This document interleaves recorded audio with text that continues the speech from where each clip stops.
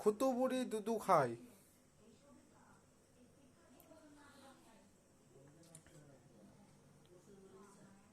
খুতু বুড়ি দুধু খাচ্ছে মন দিয়ে।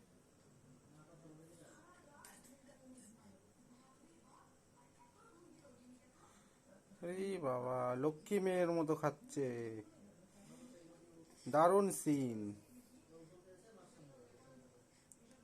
কত তাড়াতাড়ি খেয়ে নিল রে। আরেক আরেকটু দিতে হতো। আর খাবা? আর খাবে না, আমি ঠিকই বলেছি।